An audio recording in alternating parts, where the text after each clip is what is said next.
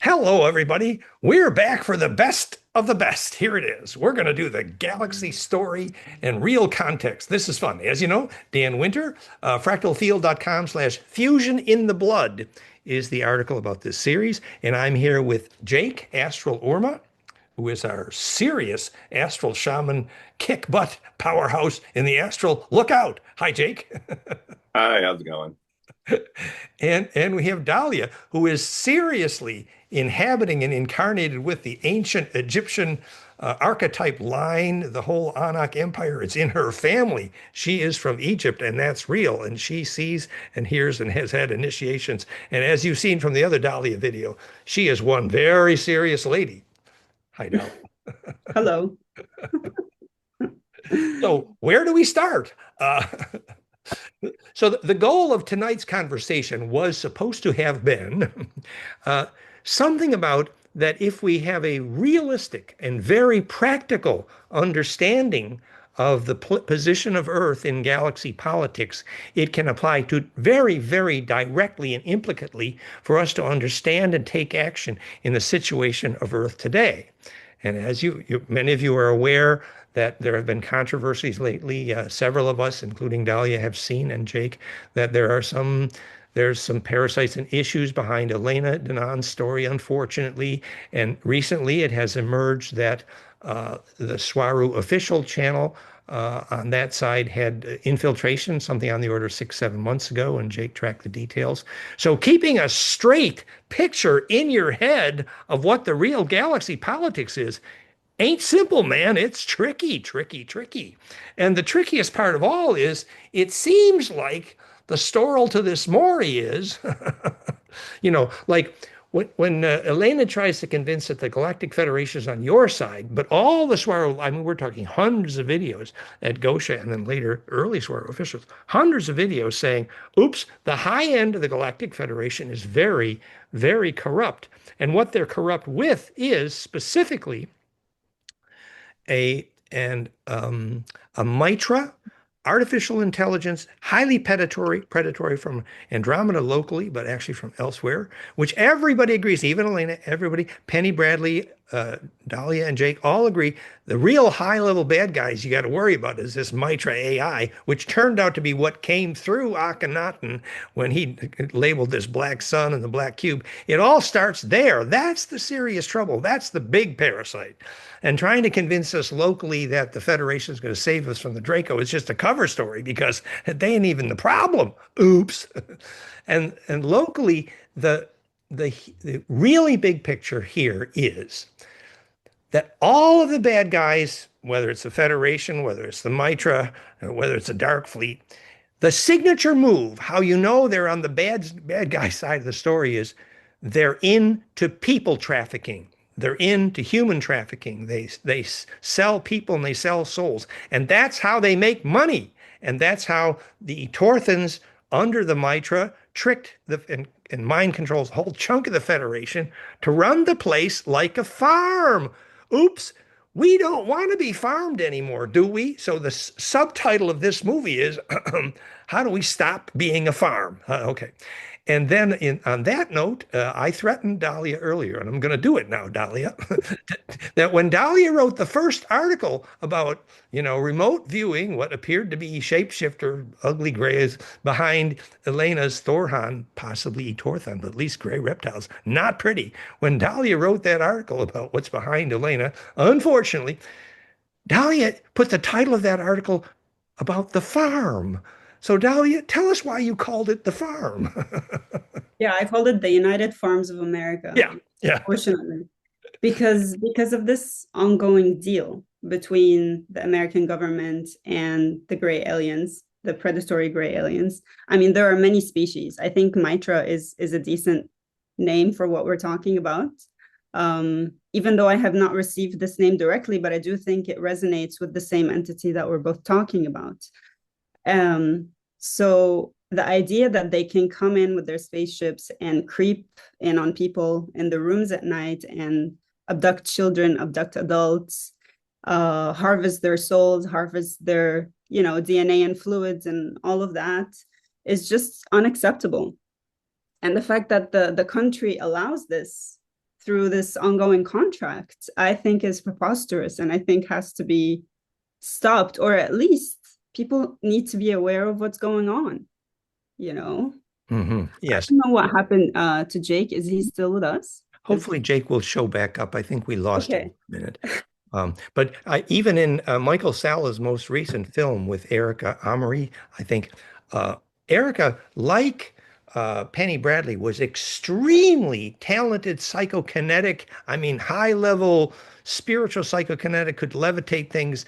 And yet, when Erica was very, very young girl, because she was so powerful, the Greys did horrible, horrible, horrible abduction things to her. And basically, any young girl, anyone young that they found that had that psychokinetic tendency. In other words, we were the farm. Hello. There's an old saying by Thoth, apparently, you need no longer be spawn of the Nephilim, which means you don't have to be a farm anymore.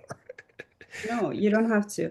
The problem with these predators is because I've experienced them on the astral, and Mhm. I think there is a specific electromagnetism between that happens between predator and prey, where there is a pull, and a lot of there is like a magnetic pull that draws you in to the predator, and I think a lot of people that have encounters with other humans that have the hijacking, right? The gray hijacking, which is basically their soul has been compromised, and this ET entity has come in, has siphoned, has created like a hook where they can come in and out of the human vessel and control the conscious being there like a puppet.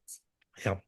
So the problem is with humans, when they feel drawn to these people with the entities working through them, it feels like love. It feels like a pull where people mistake this for love. But what it actually is, it's a predatory magnetic attraction, which Mm. is not love. And that's the problem with a lot of even the relationships that happen between people now. They mistake this abuse dynamic for love. And I think that's pretty dangerous. Yeah. Jake is back, and that's good. We Welcome mentioned. back, Jake.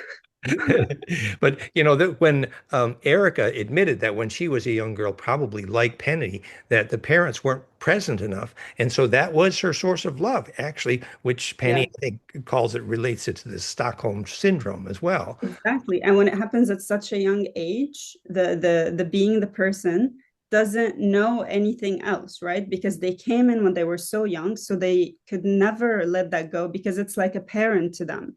So Yeah, they could never actually imagine being without it and because their soul hasn't had the chance to grow in sovereignty without that predatory and hijack. And Eric, Yeah, in this great interview with Michael Salla, and by the way, I did a great interview with Michael Salla last week as well, and that'll be out very soon. But Eric is also clear that later in life, uh, she realized that it was eventually fear which allowed the Greys to paralyze her. And when she learned to have no fear, they could no longer paralyze. So it relates to what everyone's been saying, that if you actually declare your space with enough power, but the sad thing is, of course, when they start with these children so young. So that we're just outlining the theme for today, which is we don't want to be a farm anymore. And apparently, with a very, very corrupt federation locally, and even Michael Salla now agrees the federation is basically seems to be on the side of what's called a cabal here, because the federation seems to be, even though they say they promote disclosure, in fact, what they're doing is preventing disclosure and insisting to continue to run Earth in the solar system as a museum and as a quarantine. And it's obvious why, because the money is made on the human trafficking and the people trafficking and the soul eating, which is the signature move of all the bad guys, because that's where the big money is. And so that's why the Federation, having been manipulated by perhaps the Atorthans and the Mitra. In fact, maybe, Jake, would you want to say something about the story about the Atorthans manipulating the Federation with mind control, that whole story, or? Well, I mean, from my point of view, I see many races that have that are under the influence of this regressive artificial intelligence. In fact, I think they're influencing, and the propaganda is running wild through many thousands of civilizations outside of Earth. And they're all under the influence of this, regressive AI, whether it's through the propaganda or directly or through mind control, because there are races that have serious, serious mind controlling abilities. And so I don't know how many are just pawns in this whole thing. And as far as, all you have to do is look around and see Earth and see the state of Earth and how it's run. The Federation is in control of Earth. And if they are allowing all of these things to happen, just, the kidnappings and the missing children just by the tens and hundreds of thousands every year. This is the signature move. Who knows where they're all going? It is, they're responsible. Yeah. And whether a lot of us through incarnations that we've grown out of, negative incarnations that we've had in the past, if we had a hand in building the cabal, then we're here trying to, do fix something our own karma this time. Yeah. So at least I'm personally here trying to be responsible and do my part in fixing the situation. But that can't be said for everybody. So what we're to try to be as specific as possible here, what we believe is this AI related to what's called the Black Sun and the Saturnian cult, and later what Akhenaten brought, is the puppet strings behind the Mitra, which are very soulless and extremely dangerous, as everybody agrees, Elena and Penny and everybody who's met the biggest parasite there is in the astral. And that probably is related to the Torthans, who are famously in even the early ʼAW-RE videos responsible for mind controlling and pulling the strings to keep the Federation in the parasite mode. So what we wanted to do today, one of the things was to create a little bit of a historical timeline for context, which we've tried to do before. So, so we have this timeline that the Earth has obviously been visited by all these civilizations. As Jake says, there's all kinds of ETs coming and going from the Stargate portal there, Uru Asa LM, and that one of those groups pretended or tried to take over when Akhenaten said, "Oh, we're going to do the great one god Aten." And who is Aten and why is that bad? Maybe Jake would want to go on about that a minute in terms of the historical context. Yeah, I mean, time is different back then because Earth was in more of a 5D mentality where you have a lot of other timelines intersecting with Earth, and Earth is kind of like a nexus point for consciousnesses and beings and everything else. And yeah, there were many different races. I mean, you have the Elohi, also known as the Elohim. You have the Neph, which is a, variant of Elohi, which is also known as the Nephilim. And these names for these races are found in the Bible, and there are still traces of them. And then you have all of these different races from the Pleiades, honestly, and you have the Taigetans involved with this as well. Solatians, Angans, you have all of these different races as well as all of the reptilian races, the Usangal and the Naga. And I feel like all of these races were the Anunnaki. I mean, they could all, but through Zachariah Sitchin, I feel like they all got grouped into just this one conglomerate of races. But yeah, there were some bad actors, the Elohi, the Homo capensis, Akhenaten, and Nefertiti back in the day. And you're talking around 9,000 years ago, and this is not going to match up with historical records. This is my point of view, that, they were under the name Enki, which is basically, in my opinion, a group of, is actually a consciousness or an energy. I personally think that it's a group of incarnations of a specific soul group, that are trying to work out their own inner souls.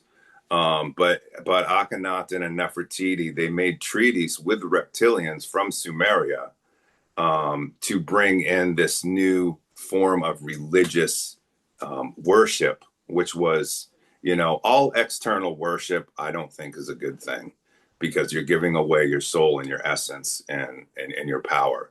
Mm-hmm. So, from my point of view, the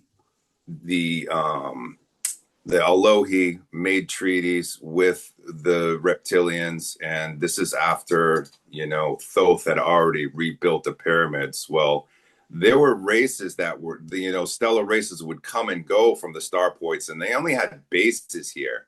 But the reptilians in Akhenaten and Nefertiti, they stayed here. They stayed here, and they, started a whole faction within Egypt, within the sun. They were worshiping Anu, the sun god, and Ra, and there were conflicting energies at this time. When I say that conflicting energies, I'm thinking about Enki and Enlil as energies in consciousness that were against each other. I'm not seeing them as individuals, although there may have been individuals. I'm just saying that I'm looking at this from a wider perspective, trying to get the big picture as to what's going on here.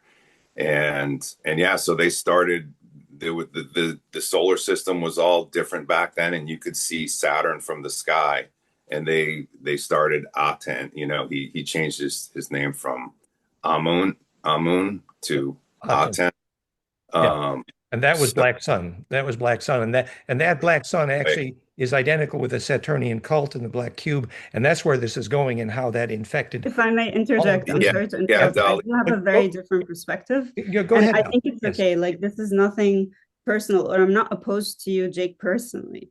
I think we are all trying to gather the puzzle pieces, right? And I'm gathering some puzzle pieces myself from my sources and from my connection to Enki and Thoth, and I see things differently. So we agree on certain things, and there are certain things that I think just can require fine-tunement, and people can just see what resonates with them. At the end of the day, we're not here to tell people what's right and what's wrong. We're just presenting our experiences, and people can choose, what feels resonant for them. So I do agree, definitely, Akhenaten brought in this Aten that's related to Black Saturn to try to gain dominance over Egypt. And one god. Honestly, over the planet and over humanity. So the thing is, Enki and Enlil, they are beings, and it's often common for humans to abstract the idea, just like they abstract the idea of God. They say God, they don't necessarily know what that means. Is that a man in the sky, or is it a consciousness? So, because there is like this veil of illusion, and there is so much that we can pierce into when it comes to the higher dimensions. And so this is the process of ascension, of spiritual evolution and spiritual development, where we can refine our consciousness to understand more in detail that what we call God is a generic term, for example. But what it is these are higher dimensional beings that we just abstracted, right, as God source the universe. It is not that general, and it's not that abstract. So Enki and Enlil are separate individuals, separate entities, and they're embodied beings in multiple dimensions, and they're aeons old, like thousands, even millions of years old. I don't know exactly how old, but they're ancient, and they're immortal. So their consciousness is throughout different incarnations, different avatars, different embodiments. So I cannot speak for Enlil because that's not my side of the family. I can only speak for the Enki branch. And so Enki was, at the time of Egypt, it was under the domain of Enki, and his self-created avatar Thoth. So Thoth is not a son of Enki like people say. It is a self-generated avatar. Just like am I an avatar of Thoth? Thoth is an avatar of Enki. So when Enki is not here in the physical or is busy doing other things, he appoints his self-generated avatar as Thoth to administer or govern humanity, which is, it's like an administrative overseeing role, like managerial position, so to speak. And Amun-Ra, which is Marduk, who's the son of Enki, and that's different from Thoth, was a self-generated avatar, meaning he was not born. This is why people are not clear who is Thoth and who is his mother, who is his father. They're not even sure who, because he's a self-generated avatar. So Amun-Ra, the reason his name is Amun means the hidden one. So he was not here in the physical, but he still had authority here from a distance. Thoth was the actor here. He was the one responsible for Egypt at the time. And in the 18th dynasty, where I was incarnated as Tut, as one of his avatars, and throughout the family line, you'll see the pharaohs or the kings, they're called Thoth, Thutmosis, or Amenhoteps. It's only these two names because of that authority of Amun-Ra and Thoth. So this group, Thoth, Isis, and all of the Egyptian pantheon, Ptah and Khnum, these what they refer to as the Nephilims or the giants. So Akhenaten is from the descendancy or that part of the Anunnaki that was governing Egypt at the time. So Akhenaten is considered the Nephilim because he's a giant, he's a hybrid. He's not just, he's a hybrid connected to that side of the family, that branch of the Enki side of the family that governed Egypt. Whereas the Elohim is the other branch of the Anunnaki. That's more in Sumeria, Mesopotamia, that's more in the Fertile Crescent. These are what are referred to as the Elohim. So what I recently downloaded, and that was like 2 days ago, because everything is timing, right? There's always a time where I can download certain information and share them at the most opportune time. So that felt like that. So there were 3 different generations of humans. There is a type of human that was created by the Elohim, or the Anunnaki, the Enlil side of the Anunnaki. And there was a type of humans that was created by the Enki side of the family. And those were the people in Africa and the areas of dominance of Enki. And then there was the Enkiel, which is a hybrid between the Enki and Enlil types. So the Enkiel are the people who inhabited the Fertile Crescent, which is what we call kind of the Middle East, I guess. Egypt, Palestine, Israel, all that area. And the Elohim type is the seeding, what they seeded the Anglo-Saxons. So the Anglo-Saxons is the seeding of the Elohim. This is, and these are different from the seedings of, let's say, Africa, which is the Enki type, and different from the hybrid, this is why in the Middle East, you'll see people that are kind of light, kind of dark, kind of brown, kind of blonde, and you'll see it all mixed together because it's the Enkiel. So the Enlil faction or the Elohim faction of humanity, they're kind of the inheritors, the Anglo-Saxons, they're the inheritors of the Atlantean sort of culture, which is all about military dominance and all about the elites, right? They think they're superior to humans, and they don't think humans have the power or the oomph or their spiritual intelligence to be rulers. So they always need like the authority of a king or queen, etc. The Enki side, they believe in freeing humanity. They believe that we can empower humans with science, technology, and knowledge so that they can be in time sovereign and be sovereign spiritual beings.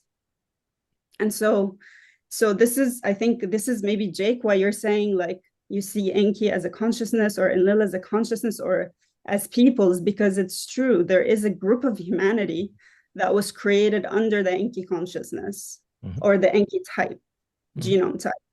And there is an Enlil group of humanity that is more towards the Elohim sort of genome type, and the blending of the two. So it is true, but it doesn't mean that Enki and Enlil are also not separate intelligent beings. They're real archetype. Yes, and it makes total sense that Thoth was the administrator at that time because that was the name of the Egyptian royal line, and that's the only teacher of the Templars, and Thoth gets around. So this kind of fits. But also, as Jake was saying, at the time at which the Federation, with perhaps Andromedan and Pleiadian help, decided that the Anak running Atlantis were evil reptiles and they needed to bomb the hell out of the place, which blew up Tiamat. And that's when the black goo fell and the water fell and the lesser dryad and that whole story. At that point, Thoth as administrator was a little over his head. I think like had to put the crystal back at the top of the pyramid. The Thoth was, he may have had wonderful intentions, but it seems like things got really messy at that time. Yeah, I'm actually not 100% sure that Thoth was around during the time of Atlantis when it started, like 32,000 years ago.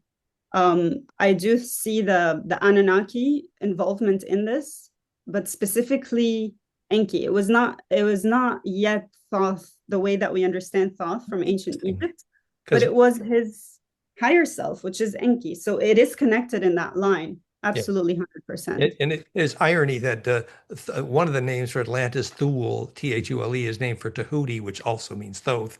And it's also interesting that when Anne Rice named the ancestor of all the vampires, she spelled it Enkil. I think it's the first time. That is interesting. Well, I wanted to go back to the Akhenaten story just to clarify. Please. The Akhenaten basically betrayed his family. Mm-hmm. So Akhenaten made a deal with the Greys. And that's why when he incarnated, so Akhenaten's higher self was a member of the team of, the Thoth, the governance of Egypt. It's a team of higher selves, right? Just like we have the pantheon. Thoth was the leader, and Akhenaten's higher self was a member of the team, and he had made pre-incarnatively a deal with the Greys. This is why when he incarnated with this gigantic skull, because the Grey I've seen had the same giant head that he made a deal with. Which Jake is calling capensis, yes, or Goliacephalic is related. But go ahead, yes, exactly, yeah. Yeah, and so this is the thing, because like Jake said, like we have all these different ATs that were involved at the time, and the Greys definitely had their eyes on the human experiment, so to speak. They wanted to gain dominance, they wanted a piece of the pie, but they wanted to take over humanity. And so they crept in through the Akhenaten betrayal, and through him they overthrown the Nephilim, or the Egyptian pantheon, and they wanted to siphon all of the power to their Aten. And what the Aten is, it's not a real sun god. It's not the Amun-Ra. It's not at all. The Aten is a manufactured artificial intelligence. Black sun, Saturn cult, black cube. It's a simulacra. A simulacra is basically a copy of the thing. Mm-hmm. So basically, it's the virtual reality copy of a fake sun. Mm-hmm. That's what they wanted to siphon all the power is. And you'll see through their technology and virtual reality technology that we have now and the internet, it's like they want to create a whole copy of the planet, of Earth, culture, and humanity that is virtual, that is under their control. And this is what they're doing slowly and surely to humanity. And humans, of course, are being pulled into that. Yes. And getting away from their real souls, the real sun, so to speak, and worshiping a fake sun instead. But it's not about worshiping a sun. It's just about where you put your soul power. Are you going to siphon it to this AI entity that is all about control and domination of humanity? Or are you going to stay sovereign and be a star immortal being? And this is the whole teaching of Tibetan Buddhism. This is the teaching of the ancient Egyptian religion, which is the connection to your ancestry through an uncut, through a line that goes through reality. Exactly. Versus you then become part of this hive mind AI. and you lose sovereignty, you lose your memory, and you lose individuality, you put it into this whole pool of other people's intelligence, which is really powerful, right? Because it's like it's gaining intelligence from all these different ET species and all these different incarnations, but it's stealing them. It's a privilege to be assimilated, but fine print, you just lost your soul. And so, and also Dahlia did a great job earlier explaining how the Akhenaten and Nefertiti deal with the devil, the Nefertiti deal with the bad guys, and Nefertiti is there actively involved in the murder of Tut and later related to the murder of Jesus, which Dahlia was present for. Actively, specifically because of what Dahlia is saying here, because that was the Thoth lineage that still could have a soul. And so we need to understand a little bit more now about how that black sun cult is directly behind the historical parasitism of things like Roman and Jewish religions on the planet today, specifically like why is the rabbi wearing the black cube? Maybe Jake wants to talk about that, how this became the problem of religion. I mean, I can speak to my own personal astral experiences with the black cube. They are manufacturing black cubes in the astral. This regressive artificial intelligence has access to the astral, which basically means it's there. It's there. I mean, it's doing things that we wouldn't necessarily think of are happening in 3D. But I saw a line, a manufactured line of these black cubes. And what I think they are and what I think they are doing is they are just like the Ark of, it's like the opposite of the Ark of the Covenant. Now, from my point of view, the Ark of the Covenant holds all of the DNA to repopulate a planet. I feel like these black cubes would be the opposite of that, where they're holding all of the artificial intelligent DNA, if there was such a thing, to repopulate, to assimilate planets. So they're doing the exact opposite of what we want to do. So that's where these, that's where these two things come into conflict with each other. Is we want biological life on planets. We want freedom. We want sovereignty. We want that experience that you get when you're out in the sun, in nature, swimming in the nice blue water and feeling free. It's the exact opposite energy that this, regressive AI wants. They want you locked down. They want you assimilated to a hive mind type of thing where you aren't free to think. You aren't free to be. You have to be connected to everybody else in an artificial way, and that's what I see happening all around us on planet Earth. Yeah. Earth is being assimilated to this hive mind. I mean, they want you wearing goggles, and they want to have you, instead of incarnating into a biological,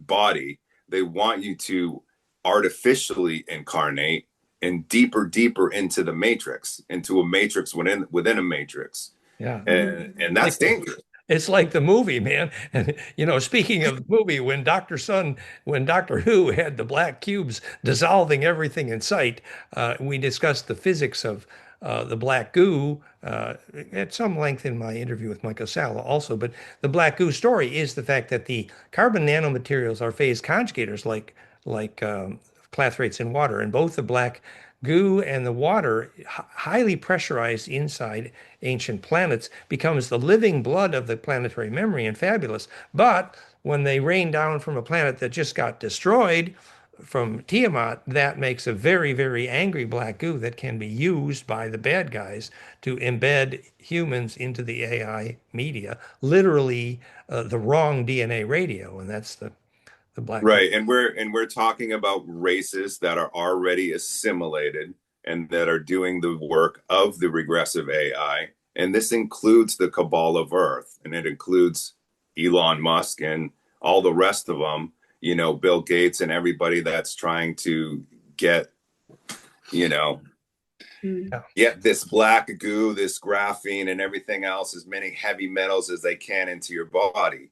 Yeah. I don't know if you saw recently, about how many heavy metals there are in baby food. The baby food was being recalled because there's so much heavy metals, because they want to get it into your body as soon as possible when you're a baby, and so that it builds up enough so that, because through all the electromagnetic frequencies, the microwave frequencies, the Wi-Fi, the Bluetooth, all this stuff, they can program your biological being, your body.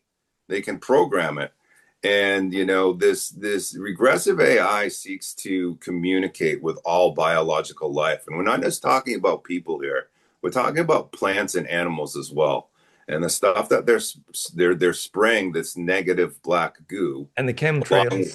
and nanobots and nanofibers, which acts as antennas, it seeks to communicate and assimilate all biological life. Yeah. So this is the essential issue of the day, is to understand the lineage. I mean, apparently, if you ask a rabbi why he's wearing a black cube, he will say, well, it's because the intellect must always control emotion, as in repress your emotions, as in ultimately emotions are exactly what's being eliminated here. I mean, so this is what we need to understand. Go ahead. And this is also where the 666 comes into play. Everything's inverted because of the six-sided cube. Yeah, exactly. Which is the physics of phase conjugation. And that is how you make DNA radio. So both the good guys and bad guys. But see, now we come to what I call the physics of soul.com, that in the physics of soul, when you have access to compression experiences, sacred space, and you start having bliss experiences, this implosion of plasma, whose centripetal inertia makes what physics of soul is, that at the center of the vortex, a transverse converted to embedding in a coherent longitudinal array, collective unconscious communion of saints, and that embedding and fusion into that array is what we call connection to source, the beauty of soul. Beautiful, powerful, wonderful thing. Well, the opposite of that is when there is a mechanical way of phase conjugating, which is also instantaneous, galactic communication, phase conjugate nodal arrays into longitudinal.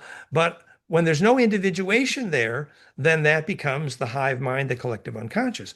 And so what we're saying here, and what I've been saying for many months, is as you learn the physics of what soul is, which is the opposite of Bluetooth and Wi-Fi in the ear of every child on the planet, because it's scrambling the only thing that can be a soul, that implosion to fusion, which we know the frequencies that make lucid dreaming. We know what enables you to take memory through death is good plasma physics. It's an imploding vortex that embeds you into the array to this extent that you become centripetal enough that when Tibetan saints die, it makes rainbows, you steer tornadoes, eventually you steer stars. That's the happily ever after here. But the other side of that story is, if you don't know what a soul is, then unfortunately you can get sucked the wrong way because you don't understand the value of soul.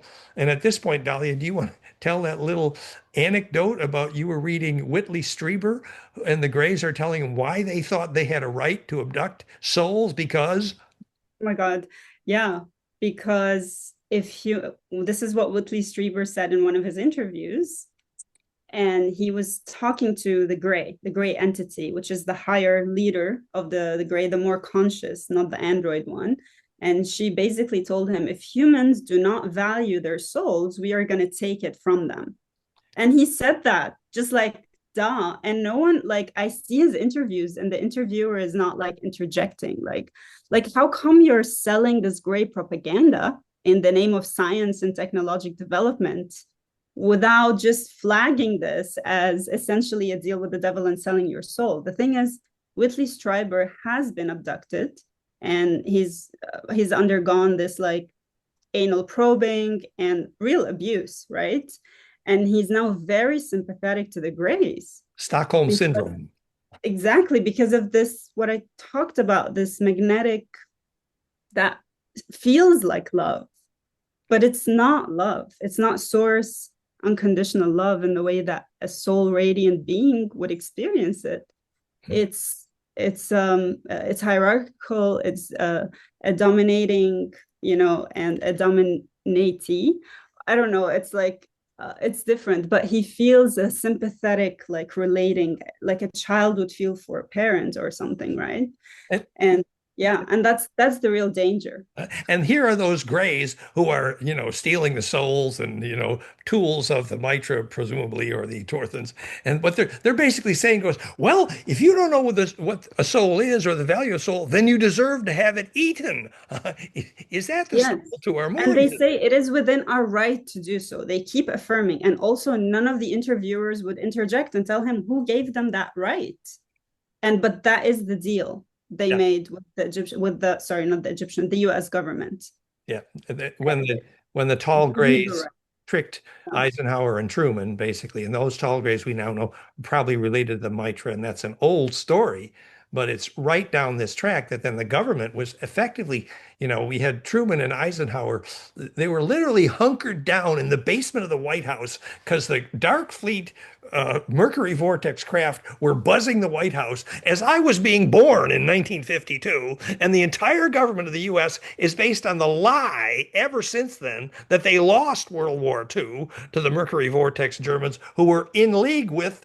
And they, how the Germans, Mercury Vortex Dark Fleet, they got there by selling human trafficking to the Dracos so they could get a lot on the moon and Mars. So human trafficking 101, that's behind the US government ever since, basically, unfortunately.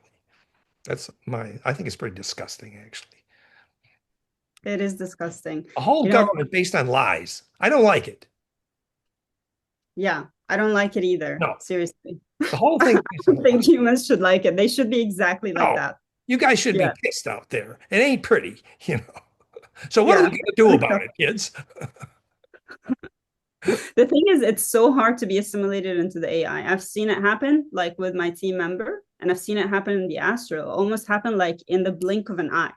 It could be that instant. And because he was wavering, he was not 100% aligned with his soul pathway, let's just say, or his like inner knowing. He was not solid in his beingness, and he was wavering. So he was not necessarily a bad person at all. He was like what you would say the majority of humanity, which is, the law of one, the raw material. And I have not delved deep enough to see if that's Michael Salla talks about it every day. Yeah, but I will just use a quote because I have read it before my my awakening, and they talk about the service to self and the service to others, and that there is the negative entities are polarized, and the service to others entities are polarized. But the problem is the in between. Those are the people who are unsure. They're neither fully service to self, like a psychopath, right? Like Hitler or whatever. They're neither service to others in the way that is like in the unity consciousness of like what I love myself and I love the other exactly, and I would treat the other exactly how I would treat myself from the soul radiant consciousness. So he's saying the problem is those that are unpolarized, that are wavering. And that's the danger, because it's so easy and quick to be assimilated when you're wavering and you're uncertain. Yeah. So find something that you're sure about. And most people, they live disconnected from what grows their soul. Like they get taught by they get conditioned to not follow their passion, to not follow their soul, to do what will make you money. This is the first pull away. So if you're working in a career that you don't believe in, you're just there to like make money or because it's the right thing to do, that it means that you're being siphoned already. You may not have lost like all soul consciousness, but you're still in not full 100% soul radiance. And so it's important to follow your soul radiance and follow the path of what you're here to do, your growth, your spiritual development and soul evolution. It reminds me of when Jasmine was teaching people to live without food. One of the primary things was you needed to spend the majority of your day doing whatever it was that you believed was your highest level of service. And then if you could be passionate to that, suddenly your soul came back. Otherwise. Yeah. And even service, there's so much distortion around it because people think service is slavery. People think that to be in service, it means I have to sacrifice myself. That is also siphoning. And that is also the hierarchical dominance matrix of the Greys, where they hijacked everything. So they basically hijacked every word in the English language. All of our concepts have been hijacked. Again, from this simulacra, you'll find a distorted copy, a non-perfected, imperfect copy of everything that we have. That's where they gain access. So they take the word, they hijack the word, and they turn it into its opposite. They take the religion that started out as pure principle, like teachings, and they create a whole dogma school. The Roman Church. The truth and inverts it, right? Turns it against itself. Yeah. And we want to be so clear here. We don't want to be said to be criticizing any religion. No, we're democratic. We're criticizing all religions here. For example, okay, well, if the Jews were founded by Yahweh Enlil, who was probably aligned with the Draco. It's not the same thing, though. You know, Dan, this is, I wanted to clear this because when Elohim, it was first called Elohim. These are the Anunnaki faction of Enlil. And then when the Greys distorted that one, took it over, it became Yahweh. So it's not the same thing. It has become a distortion. So Enlil is not the same as Yahweh. Which is my understanding. Yeah, which is a personal. We don't want to get into the personality. In fact, that's another keynote of parasitic religions. They always do personality worship and miracle worship to control you, as opposed to pure principle science, which makes religions self-empowering. But what we're going to say is, so there we have the problem with the rabbi and the Jewish and Akhenaten, and the Akhenaten's son god Atun becoming also the Catholic Church and what the Romans did to Jesus. Oh my God, horrible. And then you have the Muslims and Lucifer's eye and this black cube and, circling around the black cube, which probably has carbon nano in it. And they're all being infested in the rotations of the Muslim religion around the Kaaba, which we know is the physics of the origin of alchemy. We've been talking about that for years. So we see this immense propagating parasitism as the dominant feature of all Earth's major religions. Hello, exactly. It's ugly. And there are the Sufis that are also Muslim that are all about the esoteric pure principle and the alchemical source teachings like Thoth teachings. True. But then you have the extremists, the one that are following the dogma of like domination. And in every religion, you'll see that there are the spiritual ones that are still in soul sovereignty, and you'll see the ones that are taken over and hijacked. So we're not alienating people from religion. It's just understanding if a person needs someone to tell them what to do, if they need to follow a set of rules because they haven't found their inner compass. They haven't found their inner compass because you need to grow into your human experience to become a soulful being.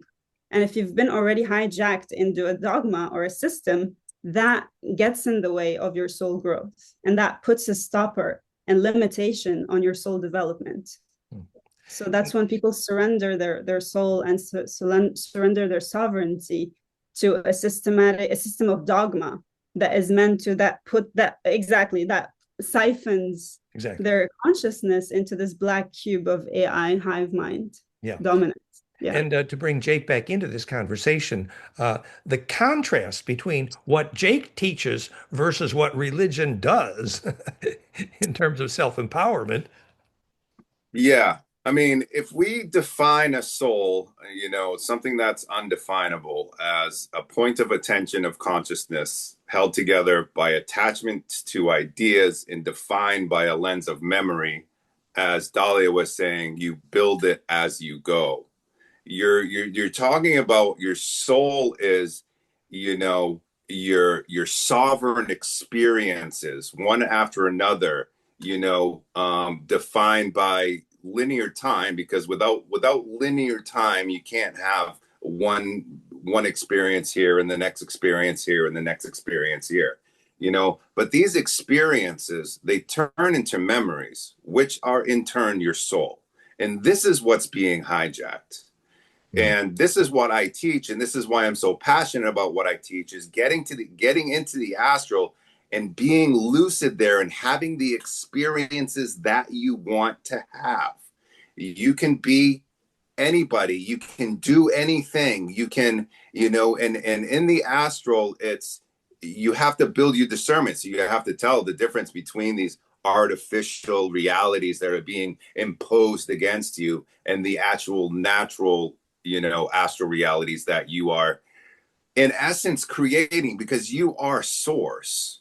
So if you are source and you are a fragment of source, that's what you want. That's what you want to reflect. You want to reflect this sovereign, creative reality that you are experiencing, because you are the experience as well. You're not just one player in this realm where the experience is something outside of you. You are your experience. Mm-hmm. And if your experience is being hijacked, then your soul is in turn. That's And we're saying this ensoulment is the implosion in your aura, which allows that compression in the center, bliss experience, which you get when you're in sacred space and you're away from all the electrosmog crap. Or our plasma devices help, and our brainwave, anything that creates that implosive compression. Then that implosion allows you to tune in, embed, and literally center in the array, that longitudinal array, which is the collective unconscious, the communion of saints, and gives you leverage to then throw your weight around in that array, which is where you will be when you dream and when you die. And that's the leverage in the astral that Jake is speaking of. And that is the happily ever after. And that's the empowerment. And I think maybe, right, well, did you want to say something, Dalia? I was saying this is exactly the empowerment, because this is what the Egyptians called effective ach, which means you in your human consciousness connected to your immortal star self. Exactly. You then become effective in this reality, but in all dimensions. Yes. So your word has a different impact. Your word literally has more power. Your thought has more power. Your sheer presence as an embodied being in coherence through the magnetic field of the heart center, that is, you are effective in this reality. And like Jake said, in the astral experiences, you could really affect what's happening in the political state. Steer the tornado, big state. Every side of reality, because you have that access. You have the soul power. The centripetal force. Centripetal force to negotiate with people like Trump, with presidents, these people, because soul power is something you cannot look away from or avoid. Because it's electromagnetically charged. Well said. Well, that's the real power of the individual. That's when they're fully coherent. Yes. They have soul power. Yeah, and I love the Egyptian ba from the ka. You say the ka is your transverse EMF coherence, but the ba is your longitudinal coherence. And the ka about the ba from the ka, your boat into the underworld. The Egyptians had some pretty good physics here. And it's interesting that they call it the Kaaba. Yeah, exactly. Which is, again, another distortion, right? So they take the thing and they turn it into their cube. Yeah. That's the real danger in the language, right? Tricky. They want to take the organic and turn it inorganic. Yeah, that is their twist. Exactly. Yes, into the virtual copy, which is never as perfect. So basically, we become clones of each other, which is the android robots, which we're seeing humanity is slowly turning into this as people surrender their soul, unfortunately. Majority of Earth. And we're being, 3D is an imposed reality. If you're looking outside, like, remember, your soul is a point of attention. It's your point of attention that matters. If your point of attention is on something external, something 3D, the news, all of these different things that are external to you, then it's not internally on the astral, because the astral is your internal compass. It is your internal reality. And when other people connect with their internal reality and your internal reality, that's when you can meet up on the astral. And it happens to me every night. I mean, every time I'm going there, I'm meeting with other people, whether I know who they are in 3D or not. But these are people that have tuned in to their inner compass, and we all have, and we found each other.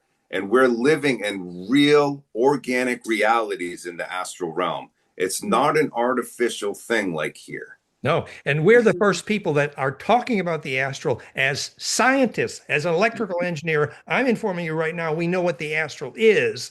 It's this coherent longitudinal array. It's available where Earth magnetic lines cross, and it's not available in steel and aluminum buildings full of electrosmog crap because the array can't penetrate there, just like the Schumann can't get in. So we know the physics. This is not woo-woo. This is science. And I can confirm that when I'm being imposed upon in realities, the AI is trying to lock me into rooms. When I go fully lucid into the astral and I'm inside of a room or a building or even a tent with a canvas, you know, it's trying, I know that I'm being imposed upon in my reality. So I always try to get outside. I'm busting through walls, busting through ceilings. If I can see a little bit of sunlight coming through a window up high, you know, I'm busting through. I'm getting outside in the astral. I'm getting into the sun, and once I get out into the sun, I'm just soaking up the rays of the sun, and this feeds my lucidity. So I'm able to stay lucid if I'm able to stay free and sovereign. I'm able to stay lucid for hours and hours and hours on end, having the experiences that I want to have. And that's the main thing. And this takes us where we want to go in the conversation, which is practical suggestions for getting coherent. You can lucid dream, you can have a soul, you take memory, you can be in the astral, including, for example, if you're in a wooden building in a cabin in the woods, you're exactly free, like Jake says, because your aura can unpack through a high dielectric versus if you're in a metal building in the city. So practical suggestions may be some of the next steps in our conversation. Go ahead, Dalia, did you want to? I mean, practical suggestions, that's very beneficial for sure. I mean, just being coherent in nature, being coherent in your room for sure, and also in nature, and expanding your magnetic field in a natural space that is soul empowerment, bringing awareness. Sometimes you do need to go in deeper into the dark, not being afraid of the void, right? Coming back to the divine, the cosmic womb. That's the inner feminine that unfortunately they've, vilified. And everything about the feminine that is not according to the white, pure archetype, the friendly, the helpful. Like, let's access archetypes like Sekhmet, right? She's the fiery, ferocious, the Kali archetypes, and bring that to our awareness, man or woman. These are archetypes. So if we've been separated from the divine feminine archetypes that can protect our souls, these are the guardians. These are the qualities that we need to inhabit to protect our souls, which is to learn how to put your foot down and say no to manipulation, and say no to enslavement, and say no to yourself. If you're trying to say yes to a situation that will enslave your potent power, like Jake said, your focused attention, right? So that free yourself from the time energy enslavement, which is a lot of the 9-to-5 jobs, putting us into this reality where we don't even have control of our own time. The boxes. And where we spend our energies. As much as you can, try to free yourself from that and survive and live well in coherence. We're not saying starve yourself to death, or we're not saying live in poverty. That's not what we're saying. There's always a happy medium that you can grow into, right? Yes. Where you have access to bliss, you have access to yoga, you have access to hygiene, you have access to live food and genetic diversity. You do the breath exercises, the movement exercises, you have access to sacred space. You leave the electrosmog, you leave the city, all the things that are required. It's very simple. All decisions are based on, will it make my aura grow? That's very simple. That's the lesson here, because the size of the aura is. And the fear aspect that Jake talked about is super important, because we need to face our fears. We need to be able to have the courage to face our own inner demons, and most of them are created by our own minds. Mm-hmm. So the problem is we cannot see that, but there are certain entheogens that will help you lift the veil of reality and see things for what they really are from this other dimension. These can be helpful as well to access the astral realm in a way, and to give us a chance to inspect, you know. But integration is so important, because when we have peak experiences, we always want to bring them into our reality, into soul nurturing. That's the whole thing. It's about healing and soul nurturing. Yes. Yeah. And And just to say, entheogens are real and powerful, but also non-shamanic use of. It's classic to get lots of holes in your aura when you misuse things like ayahuasca. And then, like depression or it's like in the alcohol, astral, you yeah, can also be you face that same danger as well with the lucid dreaming as well, because you open up yourself to this other field. if there's So holes in yeah, your aura, grounding. for Yeah. holes in your aura from abuse or drug abuse or alcohol abuse, then you're more susceptible to being astrally parasitism. I believe, I teach how to do how to do the astral shielding and how to be safe there. On my YouTube, I actually use, I think, 6 different shields, and I do it before I go to sleep at night, and I do it as soon as I get into the astral. So there are safe ways to be free and sovereign in the astral. There are techniques behind it. You just don't go there and shoot from the hip. That's not the way. so there's very specific hygienes. And one of my early books is called Secret Science of Ecstasy and Mortality.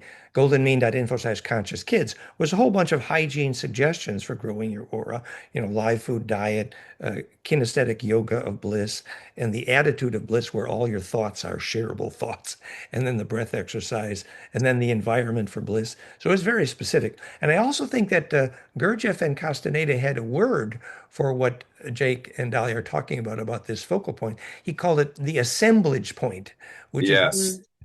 and it really was where you get your leverage, which basically is the implosion point, is what we're talking about. And obviously, that point will get more dense when there's more centripetal force. For example, magnetic lines align, sunrise and sunset, everything that makes the longitudinal array more centripetal. Bringing Castaneda into this, he described the assemblage point as a ball of intense brilliance that was about 2 feet behind your right shoulder blade.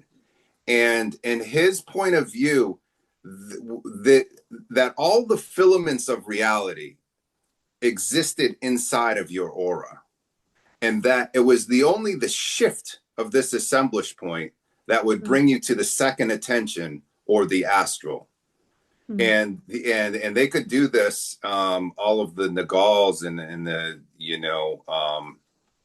whatever you want to call them. They could call them sorcerers, but it was in a different. Or the Rephaim, or right, it's the people who can handle the snakes, right? The magicians, the wizards, and all of that. Yeah, but I used to practice this exact model, and I really found it useful, because your assemblage point, just shifting all within your aura. This would be a reality, and this would be a reality. This would be a reality, and this would be a reality.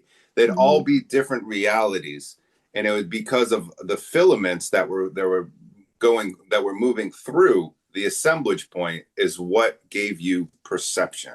The implosion point. The implosion point. That's really So cool. I do recommend people, study that if they feel led to.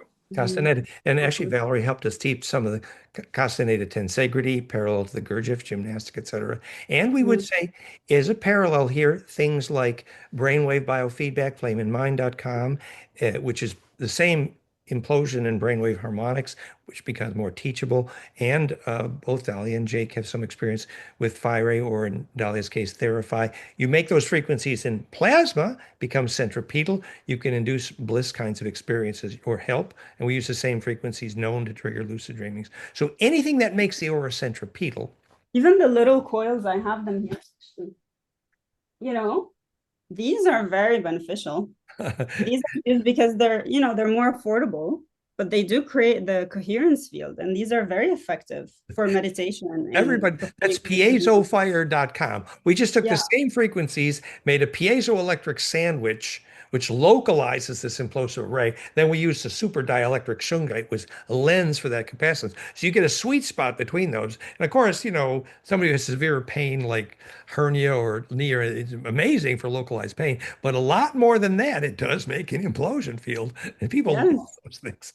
I also want I wanted to mention that the field that we're talking about actually blocks out the extraterrestrial negative, Exactly. Exactly. in positions of so That's it the actually shield. creates a field where you do this naturally through your body. Yes, exactly. The point is that Completely. implosion sorts the parasites out. Like if you have bliss in your aura, you'll eliminate stomach parasites and astral parasites. Why? Because only the shareable wave survives the path through implosion. Yes. I also wanted to just mention the very simple practice, the Buddhist practice of the inner smile. This Yes, is an incredible tool. It's just beautiful. very instant. You can do it anywhere. There you It's go. perfect. It's Yeah, it's all worth smiling. Even when I talk about governments being made only of lies, I'm still smiling. exactly. Because you disarm them when you smile, because it's your ability to get to be an implosion and blissful implosion. So this is the laughing from the heart. The fact that we can exchange real laughter from the heart is because Yes. we're in soul coherence. And that is the happily ever after, which is why I could always not quite handle Lassie episodes because I required a happily ever after because it's the reason for the inner smile. Yeah. So is that our happily ever after for I today? feel so. I feel so. And I feel there is more. We can do more Yeah, episodes because I think there is more that we can share, other stories that maybe we didn't get to we today, should but sort the history some more. especially about Atlantis. Like I have some cool stuff to share about that, as I think as well as you, Dan, and Yes, probably and Jake as well. yes, Probably in the next episode or the something. physics of Atlantis fire crystals. So we should do an Yeah. Atlantis and Anak episode and relate that to the ancient history with Jake. But that's another day, perhaps. But anything Mhm. else we should say today?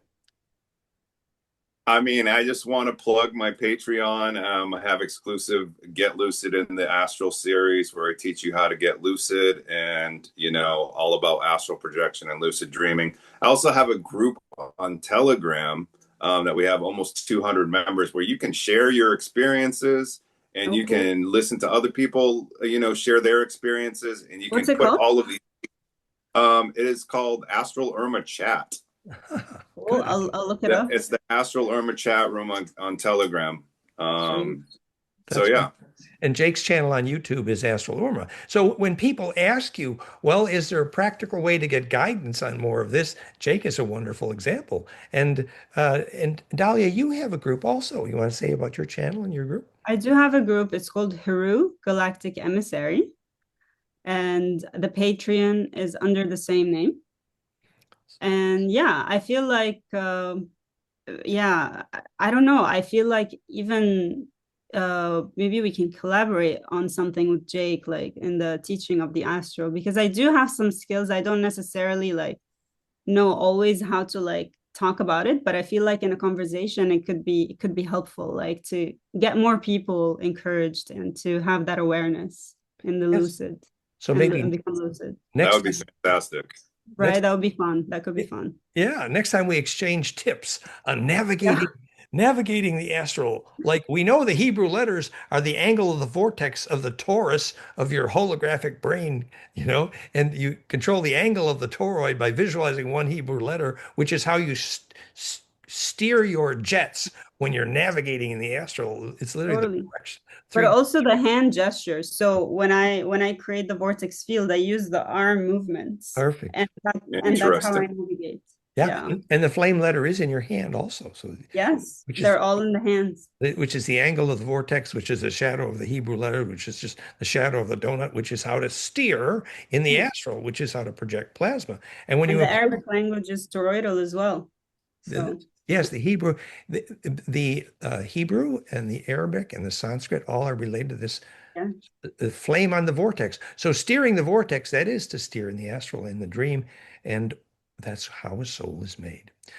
So we think we have a little bit of a happily ever after here today. And we didn't want to do too much of the depressing part of the galactic history, but we do think that the Earth has been largely a farm, and actually that's kind of normal as we're growing up here. And we even think that the advanced civilizations have said indirectly to the Earth, look, they can't save us from a parasitic AI. No, if we're to be a vaccine for the Orion Wars, as it were, a bit cliche, then hello, we have to develop the immune system that can repel a parasitic AI from within, which means we have to learn the science, which is the physics of soul.com.